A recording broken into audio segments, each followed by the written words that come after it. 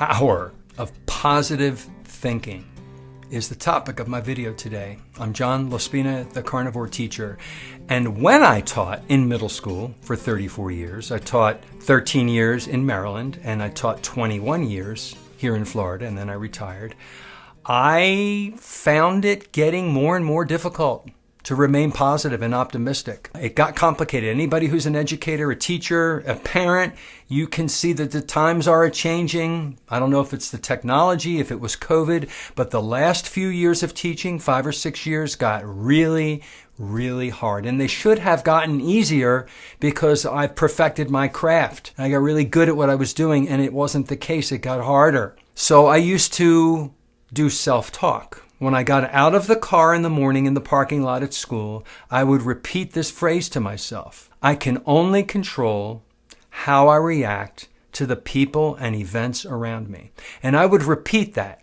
I can only control how I react to the people and events around me. As I walked into the front door and went to the mailbox and went to my classroom, and as I repeated it, I would emphasize a different word.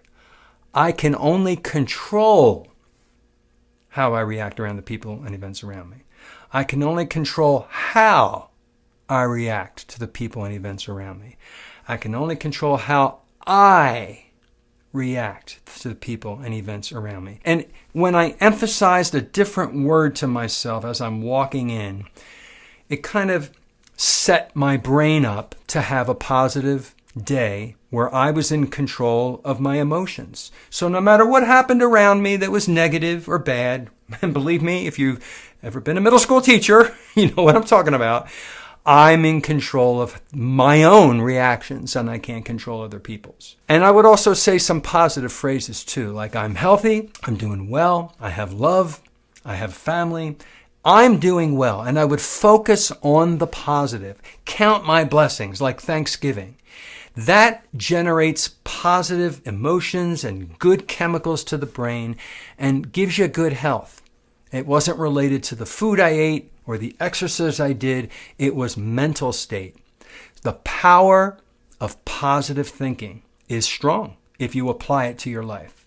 And I've found that it really helped me a lot and still does, even though I'm retired and relaxed. I'm still working and still have life stresses and things that happen not related to school anymore. They're there, and I can deal with them because I have some optimism and positive thinking in my life. Now, if you think about positive phrasing, you can also use it as a tool in your life. When I was a teacher, I would tell the students who were running up the hallway, I would say, please walk. Please walk. And the students heard please. They heard the word walk. The verb, the action walk, and they actually stopped running. They slowed down because that's what they heard. They heard walk and they heard respect, even though it was a command from an adult. Many teachers, and I used to do this, used to shout, stop running! Stop it! Stop running! And the students hear running. They hear running and they hear, the constant negative stuff that they always hear. Stop and don't and stop and don't. I'm like, wow, that's positive phrasing. You can say the same thing to a student. Instead of it saying it in a negative way, you say it in a positive way and you get a better result. And the students complied. When the students were in the classroom and they were interrupting me and each other, instead of saying, stop talking, be quiet, I would say, let's wait, please listen. It's the same message, but you're conveying it in a different way, and the students were more likely to comply because there was a request that was made out of respect. It was still coming from authority, but it was phrased in the positive words, the positive verbs instead of the negative verbs. Stop and don't, do and start. Apply this to your own life, and miracles can happen within your own body. When I'm eating the proper human diet and thoughts come through my head and I see things that I remember eating, I give myself some positive self-talk and not the negative talk. And I notice that I can apply these little things I used to do in the classroom in my own life and even in the people around me. When I'm talking to my spouse or family members or friends or anybody, I try to phrase things positively and you have a better exchange with people. It's really kind of powerful. It can change your whole life. Positive phrasing, positive thinking, being optimistic sends good chemicals to the brain. Makes you smile more. It really does. Now, before I leave you, I got to tell you where I came from. I came from an Italian Catholic family. My grandparents didn't speak much English at all. They came from Sicily.